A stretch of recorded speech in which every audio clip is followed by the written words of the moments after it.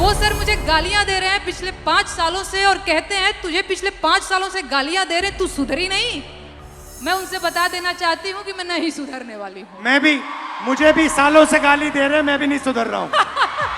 मर्दाना की मैं बात कर रही हूँ तो समझ लीजिएगा वही 56 इंच वाला।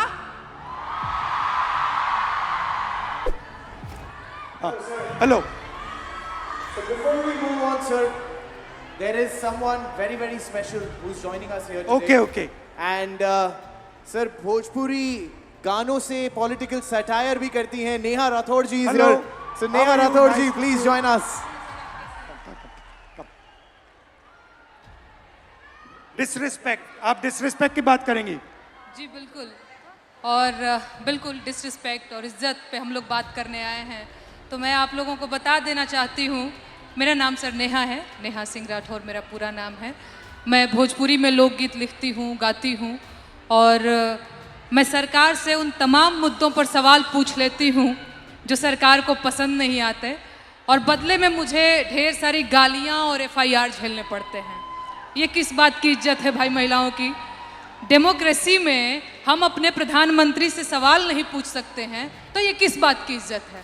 मुझे याद है सर, मैं शादी करके नई नई ससुराल आई थी और मैंने उस दौरान एक गीत गाया था यूपी में काबा, और मेरे पीछे जीप भर भर के पुलिस भेजी जा रही थी। गांव देहात के लोग मेरे हस्बैंड के बारे में, मेरे ससुराल के बारे में बहुत कानाफूसी करते थे कि बताओ कैसी लड़की ब्याह लाया है, पता नहीं कौन सा क्राइम करके आई है, ये पुलिस आ रही है। तो ये किस तरह की इज्जत है? और मैं समझती हूँ कि एक महिला होने के नाते, एक महिला होकर अगर आप समाज में नाम बनाना चाहते हैं या किसी सामाजिक मुद्दे पे मुखर होकर बोलना चाहते हैं, सर ये बहुत कठिन है। पुरुषों की ट्रोलिंग बहुत अलग तरीके से होती है, महिलाओं की ट्रोलिंग बहुत अलग तरीके से होती है। महिलाओं के लिए कुछ नहीं करना है, बस इसका चरित्र खराब है बोल दो, यही बोल दो और इतना काफ़ी है सर, हम हतोत्साहित हो जाते हैं। वो तो अलग बात है कि मैं थोड़ी ज़्यादा ढीठ लड़की हूँ तो मैं नहीं डरती हूँ। वो सर मुझे गालियाँ दे रहे हैं पिछले 5 सालों से और कहते हैं तुझे पिछले 5 सालों से गालियाँ दे रहे, तू सुधरी नहीं। मैं उनसे बता देना चाहती हूँ कि मैं नहीं सुधरने वाली हूँ। मैं भी, मुझे भी सालों से गाली दे रहे, मैं भी नहीं सुधर रहा हूँ।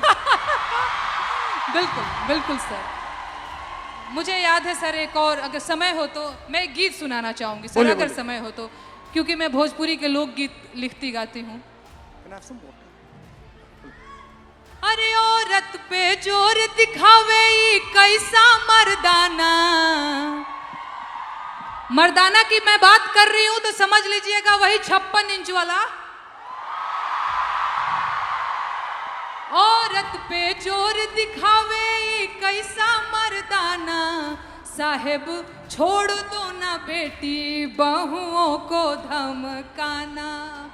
अरे बात बात पे ये FIR करवाना, बात बात पे ये FIR करवाना, साहेब छोड़ दो ना बेटी बहुओं को धमकाना।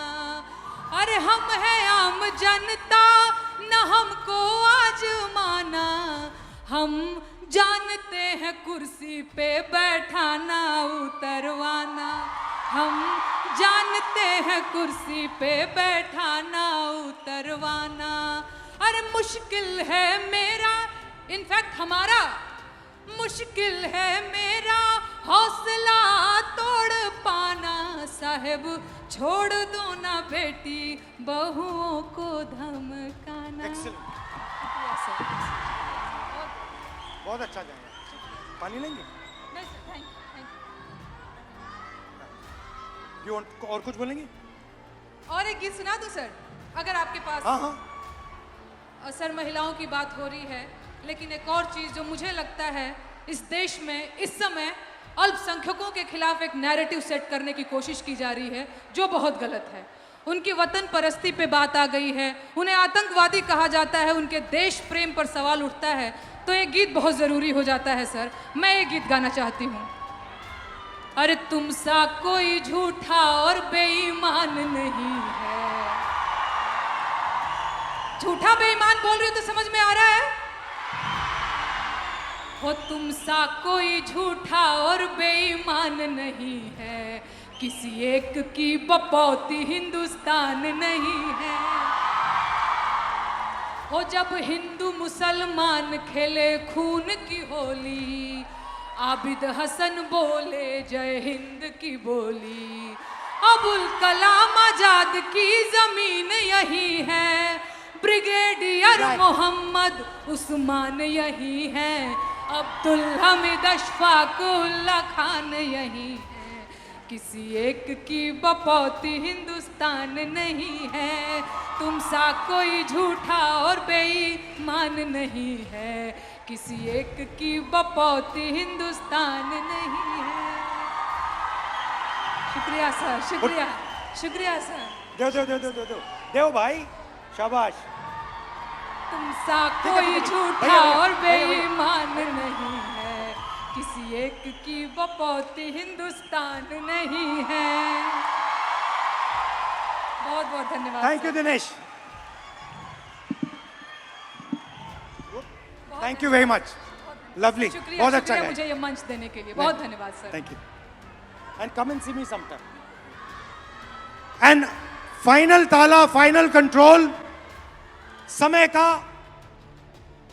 अब शादी की उम्र हो गई है,